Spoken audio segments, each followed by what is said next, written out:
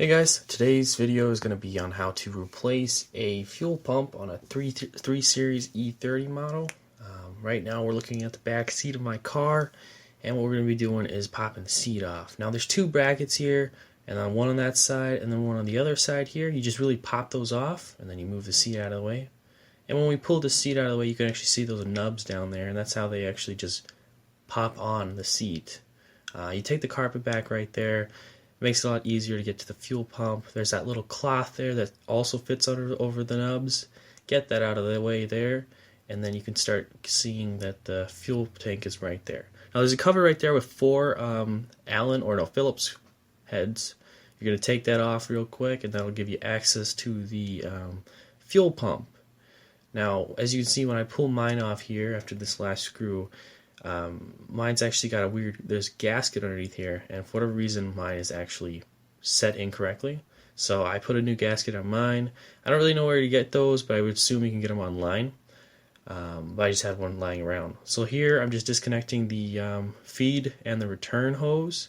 Now on some later E30 models, you're not actually going to have a return hose to the pump.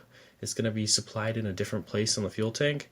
Because this is like one of the smaller tanks. I guess this is how they made it. This is an 85 E30 ETA 325E. And then as you can see right here, I'm just actually removing one of the plugs. I believe that's for the, I think that's actually the power to the fuel pump. And then I also removed the other one for, I believe, the level sensor. And now right here, I'm just taking off the fuel line itself.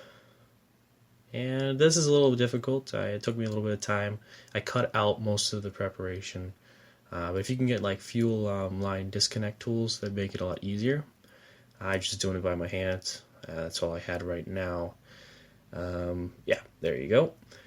So the next thing right now is I'm going to have to take my 8mm, as you can see right there, 8mm on a quarter inch or ratchet, and we're just taking off those little bolts that hold that fuel level sensor right there. Now there is going to be like a locking washer underneath that nut. Make sure you don't lose those so that one just popped out. Otherwise you can have some issues, and normally you just want to do the job properly and replace all the hardware or put the hardware right back. So I set that stuff aside inside the car and went ahead and did the other four right here, and should have sped the video up right here. And here we go. Okay. Now once you remove this piece, generally there's a little gasket underneath it that you can really just pop it off. But for whatever reason, the previous owner of this vehicle must have taken it off and put gasket material on it. So you can see here, I start taking a screwdriver to pry it off. Typically like one pop will do it. But because mine was, I had to fiddle around with it for quite a bit off camera.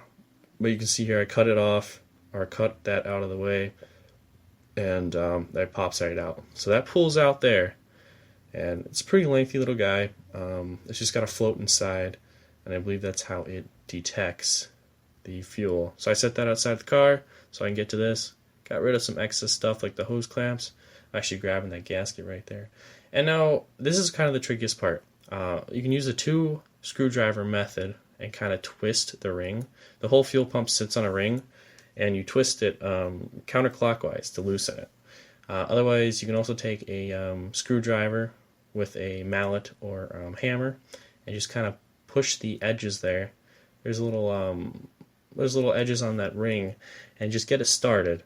And once you do that, it starts to move, and once you can do that, generally you can take your 2 screwdriver method, as I'm doing right here, and there you can see I'm just beginning to twist it. I ended up having to put the screwdriver like that, yeah, so I can apply force. And then it basically is just a lever, and they turn it right there like that, and then it pops out. Pretty simple. Now this one right here was ended up being kind of a weak fuel pump, and it's very, very dirty. I ended up swapping it out for another one that was off another car that got destroyed. That one is a little bit more powerful. So that's basically the gist of it. If you want to replace the actual fuel pump, the actual motor, then you're going to have to pop that off the assembly, but that is basically the procedure to remove it. So if you guys have any questions, let me know. Otherwise, that's really all I'm going to upload. If you guys need me to do an installation video, I have the footage from when I did that. But normally it's just really just reverse process. Make sure you have your gaskets, make sure you put that ring on properly, and you should be all set. So, alright, thanks guys for watching. If you have any questions, let me know, like I said. And go ahead and like the video and subscribe.